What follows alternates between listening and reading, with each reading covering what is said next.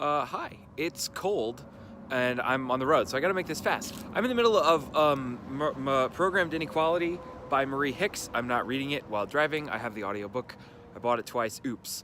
And I'm in Nevada, which you can't see. I will try and show some shots of it while I'm talking. I really recommend this book. It's very interesting historically, and I wanted to share a couple of little insights that I had while reading it. I might make a more exhaustive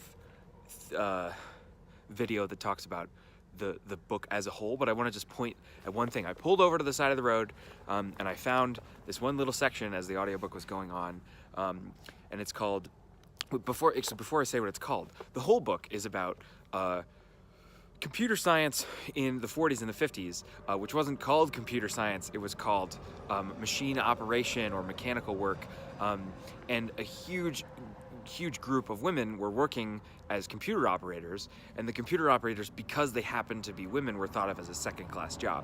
So even though they were doing work that was akin to computer science and electrical engineering and maintaining machines, because it was women doing the work, they were paid less, and their work was valued less by society. This section is called The Fiction of Full Automation, and it just instantly made me think of things that are going on right now. So the example that she gives is that there was a newly installed computer system in a company that had distribution of baked goods. So if the baked goods, you send too many baked goods to a shop, then they go bad, and so it's a waste. You send too few, they don't sell them. So there was a software apparatus that was being used, and the concept is that you could automate this, right? You could get a computer to do this task for you faster than you could have a human do it, and it would save you money.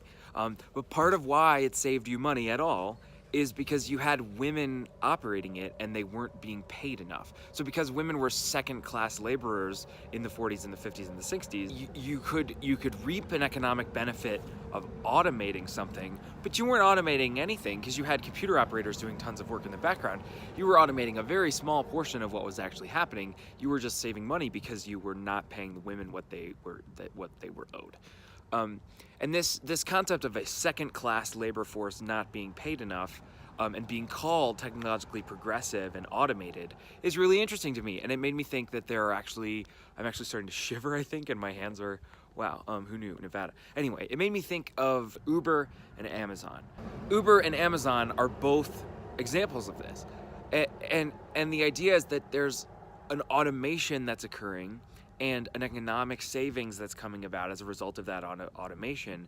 But the reality is that economic savings is only coming about because a second-class labor force is being deprived of what they're actually owed. Uber drivers are not making enough money, they're living in their cars, and this represents a problem. I'm going to my car, so I will stop shivering. And the same thing is true of Amazon, right? Amazon has this amazingly fantastic automated force where you hit a button and then a product appears and it's magical. But that savings of time and that efficiency, it doesn't come about because there's so much better. It doesn't come about because there's a magic automation happening. It happens because there's an entire class of people who are being exploited. It was women in the 40s, and now it's as close. It was women in the 40s, and now it's a class structure. Now, I mean, we don't ever want to talk about it. We're afraid to talk about classism in the United States, but we don't think of an Uber driver as professional. We don't think of a Amazon picker as a professional. We have this sort of concept that unskilled work is second-class work, and so if it's second-class work, then it just doesn't deserve payment. And recently Amazon made the news, and I was really happy because they increased their minimum wage to $15 an hour. So it was like, oh great, Amazon's not that evil. Maybe they actually do care about their workers. But it came out later that they're how do I say this? It came out later that they're basically sucking away benefits. Like, they're not actually paying them more.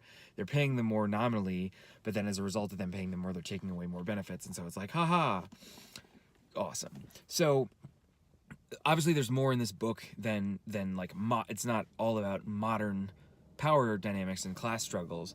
But I think it's interesting to look at a historical example where we look back in time and we go, wow, like, it was wrong that we paid women less because we were planning on firing them as soon as they got married.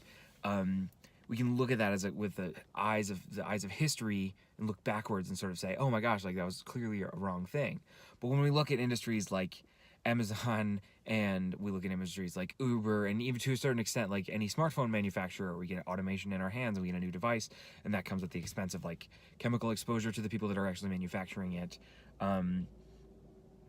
We don't see these modern problems as exploitation rooted in class structure, but we can see it as exploitation rooted in class structure when it's in the past. And I think it behooves us to put more pressure on industries like that to pay their workers a living wage. Hey, it dawned on me that I never actually finished this video. I left Nevada, I've made it to Barcelona. It's actually kind of a lot like New York. There's big holes in the ground. People are speaking lots of languages all around, and it's insanely busy, and there's lots of restaurants. Anyway, I saw an article that made me think of this video, which was an article about Black Friday and how awful it is to work for Amazon on Black Friday. There's gonna be sales, right? There's gonna be money being saved by something, where is that savings coming from? It might be tempting to think that those sales are coming from like innovations in Amazon, and certainly there are some, but I would push you to think that a large portion of that money that you might save by shopping at a convenient place like Amazon is actually coming from not paying the people who deserve it. So this holiday season, think about that. Support a local artist, maybe support a local manufacturer, a local retail store, where you can be sure that the money that you're spending is going to the people that deserve it. Great. I'm gonna go enjoy Barcelona. I'll leave a link to Marie Hick's book in the description. Please check it out, and enjoy your holiday. Okay, I totally lied. There's nothing like New York at all. I'm sorry, I just had to throw this on. I just walked into like a stone alley. I love it.